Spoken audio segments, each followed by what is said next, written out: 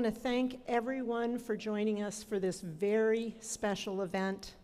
I want to begin by acknowledging and welcoming our elected officials in attendance, Congressman Joe Morelli, County Executive Adam Bello, and Mayor Malik Evans. We're also pleased to be joined by representatives from the offices of Senator Schumer, Congressman Tenney, Governor Hochul, New York State Health Commissioner Jim McDonald, Senator Cooney, and Assembly Member Lunsford.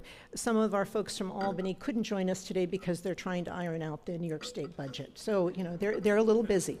But I really do, my apologies if I missed anyone, but I do want to thank you all for taking the time to be here. And I want to thank everyone for their partnership. This truly is, it takes a village.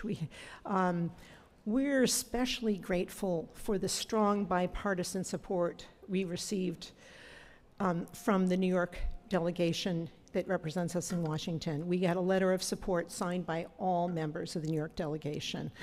I also want to acknowledge clinical and academic leaders, community members, patients, university friends, members of the media, and others who are here. Dr. Friedberg will come up in a few moments because he has a major announcement about the Wilmot Cancer Institute, the best kept secret ever. This is a huge priority for our Boundless Possibilities strategic plan, and I'm so glad we've achieved what we set out to do.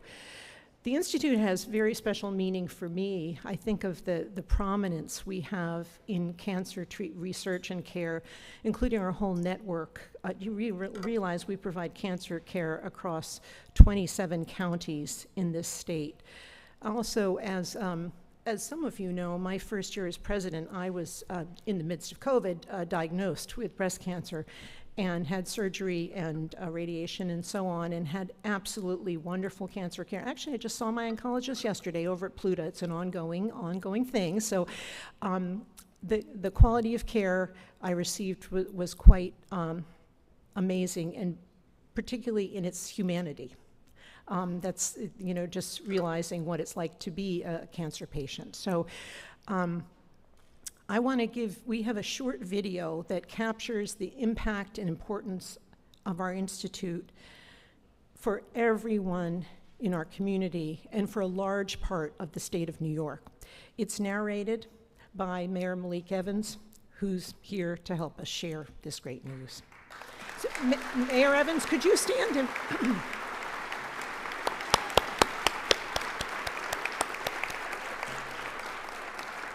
So let's cue up the video, and then Jonathan Friedberg will give us the real news.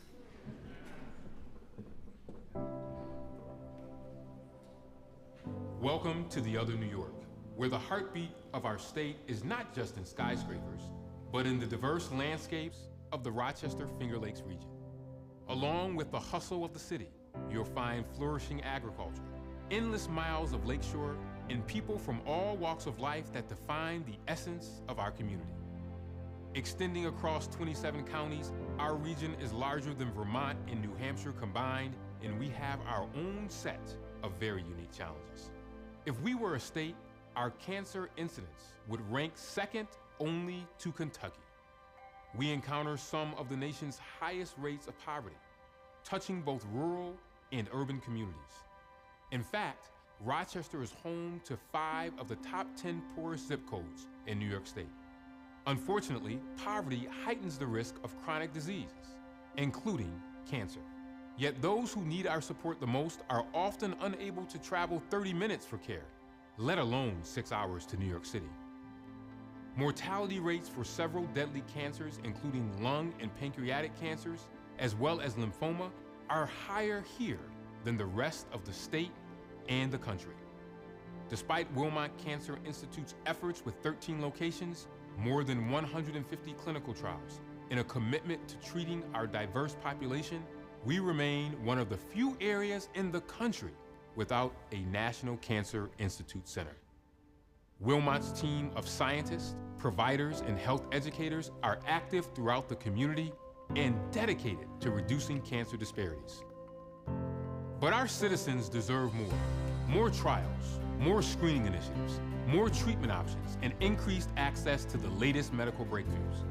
I speak from personal experience. My name is Malik Evans, and I am the current mayor of the city of Rochester.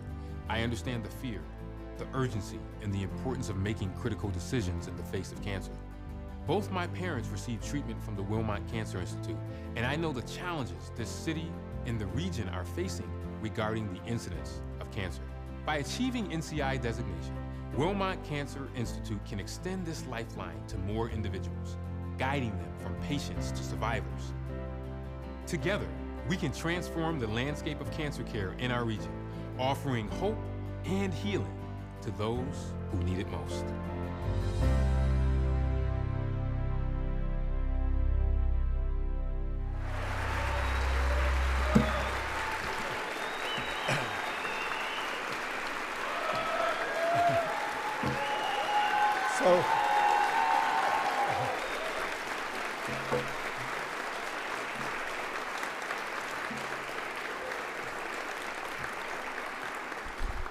Maybe I should just stop now and move on. But good morning. I'm Jonathan Friedberg, director of Wilmot Cancer Institute. And I'll just say, what a day for Rochester and our region.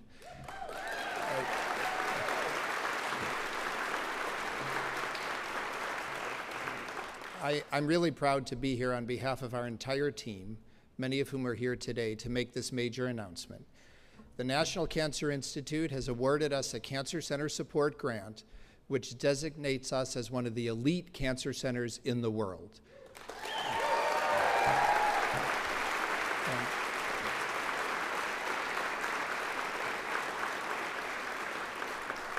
And so Wilmot is now the 73rd NCI designated cancer center in the United States, and we have our new banner.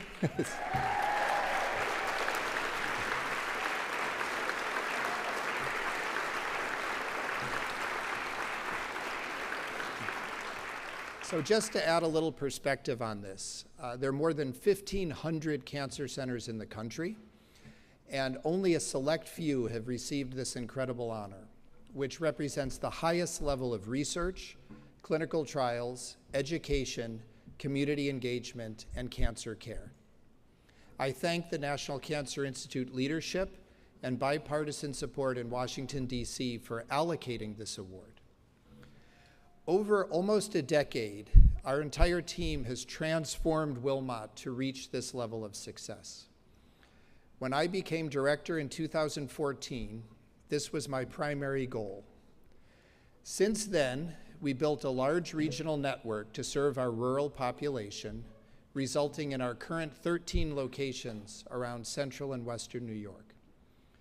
We recruited more than 30 scientists. We doubled our clinical trial accrual, nearly doubled our grant support, and established our robust office of community outreach and engagement. And our cancer education programs are nationally recognized, training the next generation of leaders. We built several shared resources, providing the highest level of novel technology and expertise for our investigators. And the last few years were particularly intense as our entire team officially prepared a 1,400-page application, which was submitted last year, followed by a 2-day site visit from the NCI last May. All of these efforts, along with incredible support from our community, have resulted in today's celebration. As you saw in the video, which featured Mayor Evans, Wilmot serves a very broad region of New York State. 3 million people, 27 counties that are the size of Vermont and New Hampshire combined. We are the largest and busiest cancer center in the state outside of New York City. And our region has markedly higher than average rates of cancer due to many factors, including an aging patient population, poverty, high rates of tobacco use, and challenges in rural communities and the urban centers that often impede access to quality health care. So why does this designation matter? This designation certifies that Wilmot has the infrastructure and programs that are designed to address the unique needs of our community, from Batavia throughout the Finger Lakes, down to Wellsville and Olean, to Geneva and beyond. National studies have demonstrated that cancer outcomes are better for patients who are treated at an NCI-designated cancer center, where they have access to leading experts in all cancers, including rare and complex cancers, cutting-edge clinical trials, and novel technologies, most of which are only available at NCI-designated centers. Our patients in Rochester and the region deserve to have an NCI-designated center in their backyard. It provides added confidence that the highest level of cancer care is available right here, close to home. With NCI designation, we will also become a national destination for treatment.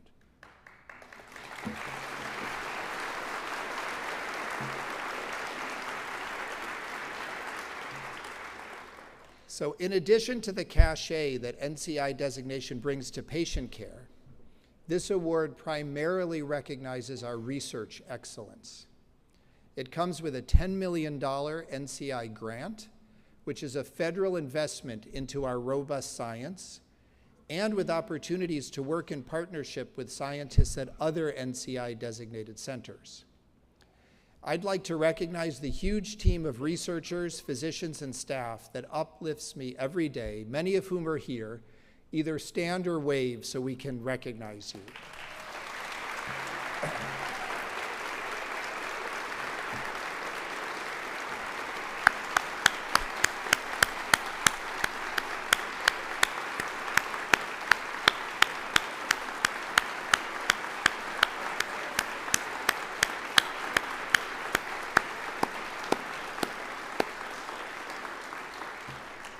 So this team has worked tirelessly and selflessly for this honor. They embraced restructuring, significant cultural changes, endless deadlines, a steady stream of emails from me, and meetings during the last 8 years. I want to personally thank Mark Taubman, who's with us today, former CEO of the University of Rochester.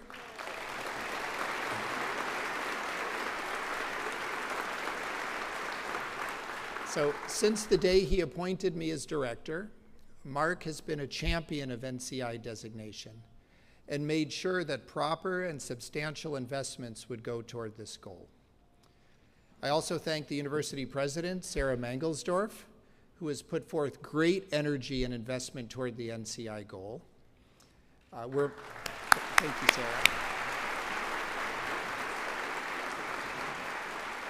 So on behalf of our team, we're mindful that you have dozens of sectors within the university battling for your attention, and your commitment to Wilmot is deeply appreciated.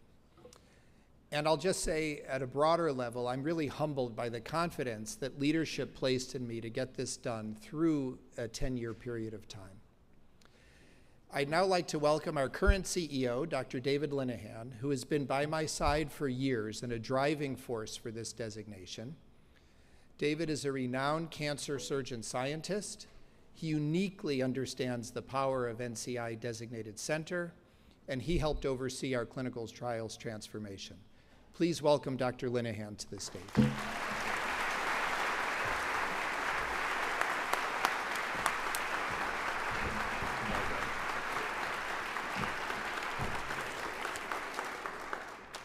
It's so great to be here celebrating with you all today. You know, NCI designation is all about the future, but I'm actually feeling a little nostalgic. And nostalgic based, thinking about it, the meeting 11 years ago when I was being recruited here at dinner with Mark Taubman and Jonathan Freeberg, telling me that this was an absolutely strategic priority to get NCI designation, and here we are today, 11 years later. But I'm nostalgic going back even farther than that because this is our centennial. In September of this year, we will welcome our 100th class of medical students. And in January, we'll celebrate 100 years of Strong. The first operation was performed at Strong Hospital on January 7th, 3 days after the hospital opened. And it was a cancer operation. Did you know that, Jonathan? I did not. It was a cancer operation. It was a removal of a malignant tumor of the parotid gland, a gland in the neck. And it was performed by Dr. John Morton. Morton was a Massachusetts-born surgeon, like me. He did his internship at the Peter Bent Brigham Hospital and then went on to Rockefeller and Memorial Sloan Kettering, like me.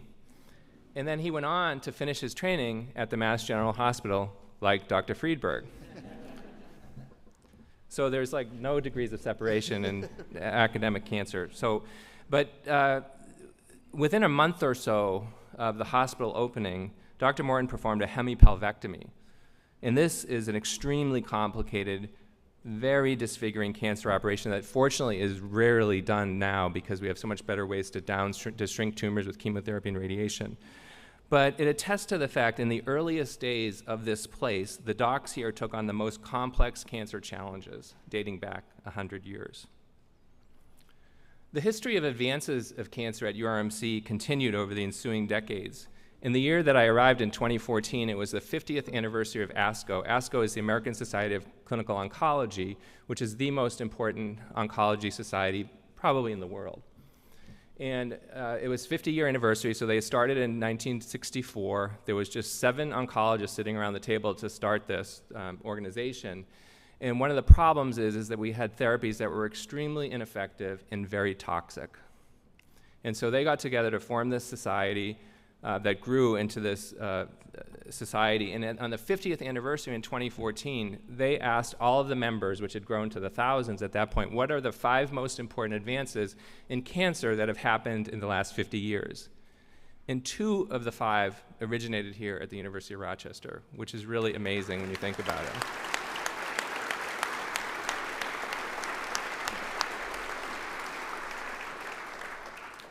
One was the development of the HPV vaccine, was the first vaccine ever to be shown to prevent cancer, cervical cancer and tonsillar cancer. And then the other was related to the toxicities of the chemotherapy, and it was related to focusing on the symptoms caused by therapy. And one of the most important advances was dealing with the nausea associated with chemotherapy, because in many instances you couldn't deliver the chemotherapy because the side effects were so bad. So drugs to treat the side effects of chemotherapy, which became an area here that's sort of started by Gary Morrow and focused. I'm looking at all the team here that does this work now, the Supportive Care and Cancer team, who have done really important studies to look at quality of life and to reducing the toxicities of cancer. So the 2 most important findings in 50 years came from the University of Rochester. So the other thing I think that's connected when you look at the history of this place is the biopsychosocial model of medicine, right? So that seems totally obvious to us today, but in the 1970s when Engels and Romano said you actually can't treat the patient if you only understand the biology of the disease, you have to understand the psycho and the social part of it. You have to understand the mental health of the patient. You have to provide for supportive services for patients that don't have the social supports they need to get through the arduous journey of cancer treatment. And so what group of patients does the biopsychosocial matter more for than our cancer patients, who are often treated with these therapies over long periods of time?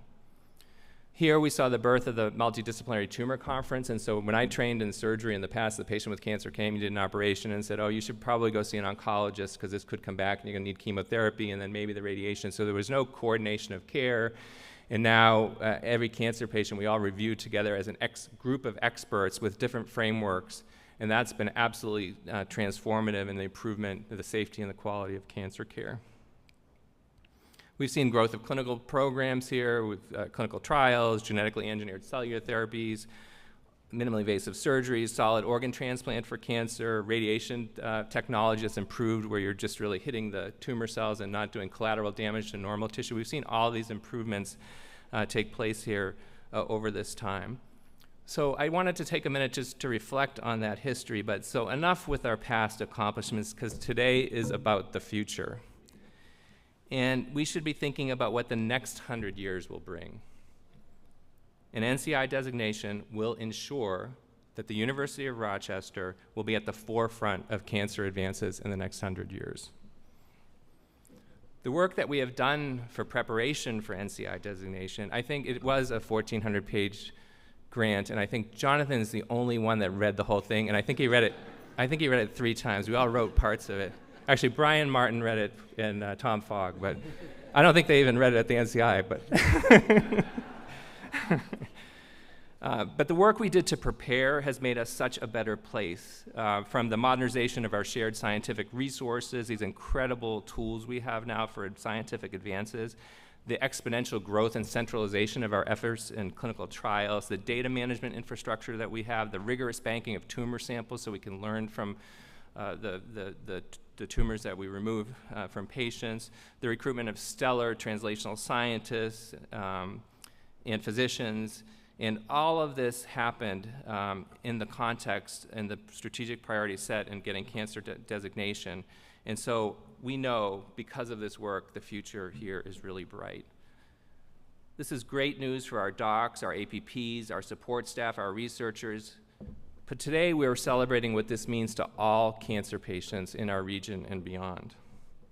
It's been a 10-year Herculean effort, and I want to thank Jonathan and Mark Taubman for having the vision a decade ago to set this as a strategic priority.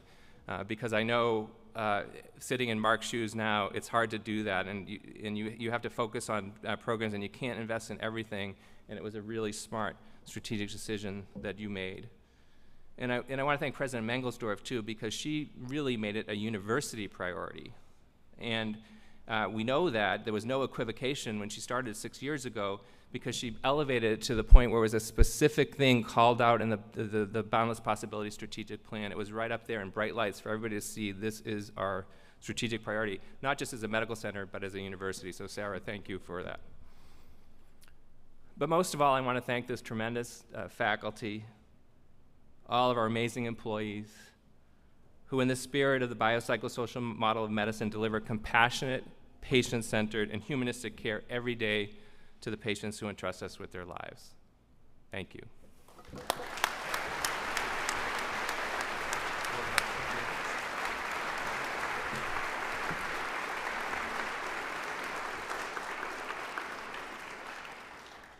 Thank you, David. As we all know, this designation wouldn't be possible without the strong bipartisan support and efforts from our congressional delegation. I'd like to personally thank Congressman Morelli for constantly advocating for Wilmot over the years. We've become very close, meeting in airports and other places, and usually that's where Joe is. At least the airport at National is a little better than it used to be. He personally advocated in support of this application along with Senator Schumer. Please help me thank and welcome Joe Morelli to the podium.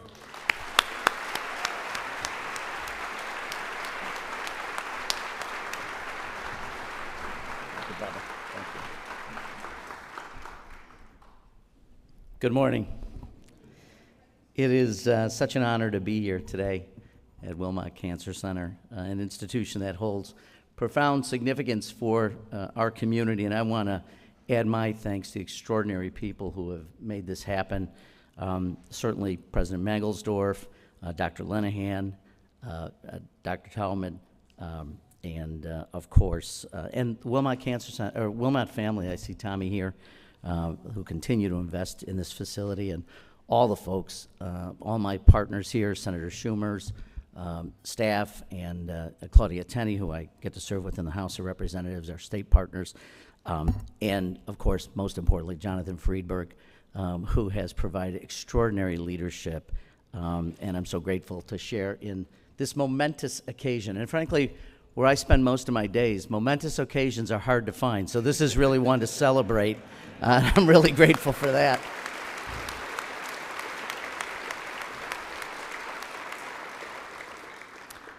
But as has been said, today is really an opportunity to celebrate a milestone which has been years, as we've recounted, in the making, and so grateful to everyone for their persistence and their continued determination to get this done. The designation is an historic one that firmly establishes Wilmot among the nation's premier cancer research and treatment centers. It is well earned, it is long overdue, but I think it's a recognition of the groundbreaking work being done here, and it's a testament to the relentless dedication of the doctors, researchers, nurses, staff, faculty who work tirelessly to push the boundaries of medicine and bring hope to families in their most challenging moments. I will say, and David, I rarely would ever disagree with you, but when you said 100 years, I leaned over to the mayor. I said, I hope cancer's not around for 100 more years. So let's make a commitment to try to make it a much shorter timeline. We hope you're around here for 100 years and the institution, but not cancer. But I do want to talk, Sarah mentioned the humanity of this place, because we talk a lot about the science appropriately. This is cutting edge work that you're doing, the research. But I think for me and many others, today is sort of a personal reflection as well. This is where my daughter Lauren received treatment as she fought triple-negative breast cancer. It's where she faced each day with extraordinary courage and resilience, and it's where she spent her final moments. So I know firsthand how truly remarkable the Wilmot Cancer Center is. When we think of a cancer institute, as I said, we think of all the research and the science, and they do that on a world-class level here, or we wouldn't be here.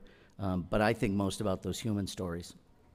The doctors and nurses who sat with Lauren when she received chemotherapy and radiation treatment, those that held her hand, those that laughed with her when she did her Facebook Live. I'm not sure why you would Facebook Live it, but she felt the need to make people feel less frightened as she was frightened. But they laughed with her, they cried with her.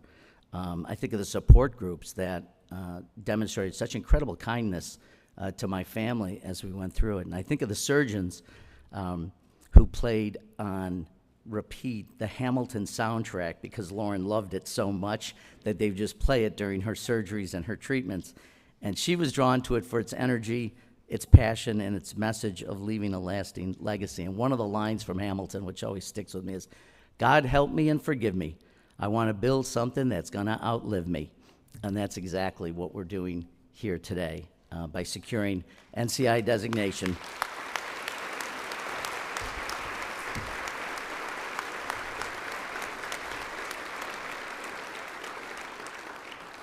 And this designation will help us build on something that will outlive us all, and ensuring that Wilmot remains a beacon of hope for families facing cancer, not just for today, not just for tomorrow, for generations to come. So I'm very, very grateful again to everyone who's working on strengthening the this life-saving research, cutting-edge treatments, world-class care that transforms and extends lives. So we are building that legacy that lives on in the patients who will be healed here, the researchers who will bring us closer every day to finding a cure, and in the families who find comfort knowing that the best cancer care in the world is right here in Rochester. God bless you. Thank you all. I think I'm stealing your paper right there.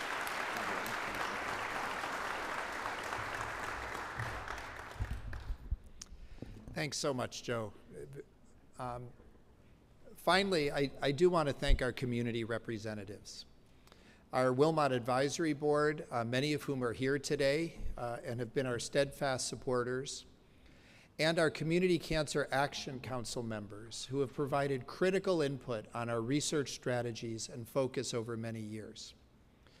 This Cancer Action Council, or CCAC, their perspective from outside the academic hallways is invaluable.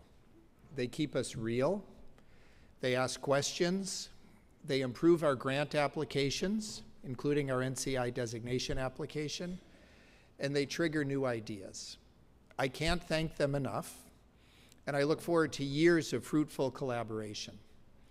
I'd like to invite our CCAC leaders to the podium to say a few words: Jeffrey Freeman, Elisa DeJesus, and Karen Hermans, who will be speaking.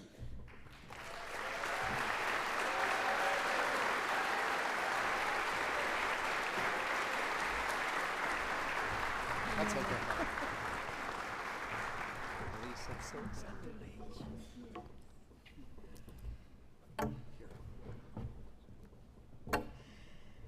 Good morning, everybody. Good morning. This is quite an honor to be here as a community member. I am the president of the Edelman Gardner Cancer Research Foundation in Rochester. In recent years, I've also had the privilege of serving as co-chair of Wilmot's Community Cancer Action Council, also known as CCAC. I'm also delighted to be joined by the current CCAC co-chairs, Jeffrey Freeman from Common Ground Health, and Elisa De Jesus from Ibero, who have played a significant role in our achievements. We work together all the time. We congratulate Dr. Friedberg and the Wilmot team on this significant milestone, the NCI designation. The achievement is a testament to the collaboration, spirit of the Wilmot Cancer Institute, which is aimed to integrate the community into Wilmot and vice versa. Leslie Orr told me that I could ad-lib a little bit, so I have to say a little bit more about the vice versa. I don't have a medical background, far from it. I don't have a science background, far from that. But I am a community member who was welcomed with open arms into Wilmot to sit on advisory boards, community teams, and to help drive change in the community with Wilmot as a partner. It doesn't get any better than that. The best part of that was the scientists, the researchers, the medical personnel didn't push me away. They welcomed me in, and I have learned more in the last 4 years than I did all my time when I was in school. So to that, I am forever grateful. And thanks, Leslie, for letting me ad-lib a little bit.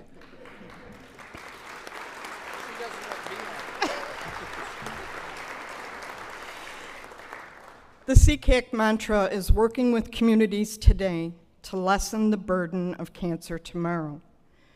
This requires a community effort. It's not something the Cancer Center can do on its own. Under Dr. Friedberg's direction and leadership, Wilmot Cancer Institute made collaboration possible by embedding it in the mission and including a wide array of people such as Wilmot researchers, community advisory board members, and the community outreach and engagement team. Everything that we have done to assist Wilmot has been a true partnership and a source of immense pride for all of us. CCAC is more than just a sounding board. We've given valuable community insight to researchers who are writing grants and shaping new avenues to study, and to those at Wilmot addressing cancer survivorship. Jeffrey, Elisa, and I have been honored to lead the CCAC and witness the changes at Wilmot from the inside as relative outsiders. We are deeply grateful for Wilmot's unwavering support and the warm embrace of the Wilmot team. Congratulations to all of you. We're very proud. Thank you.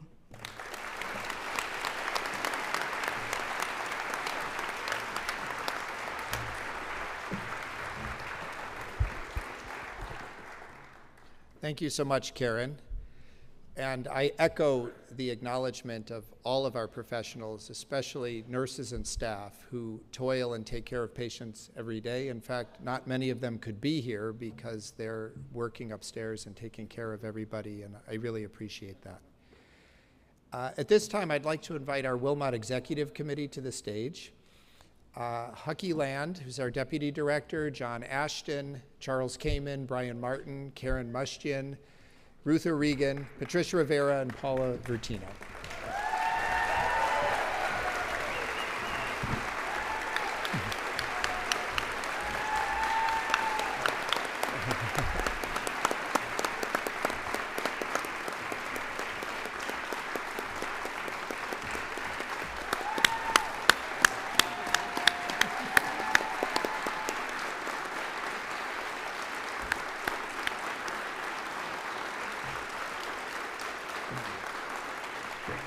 So this group provided steadfast leadership through the entire year-long process, and probably I drove them the most crazy in this whole thing.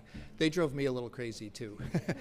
But thank you to all of them, and I'm glad that you showed them appreciation. And in closing, I think it's most fitting to recognize our cancer survivors, many of whom are here, and many of us have our own private stories about cancer survivors and those who didn't survive. You are why we do what we do. With this designation, I assure all of you that we will only strive for ever better. Meliora, and thank you.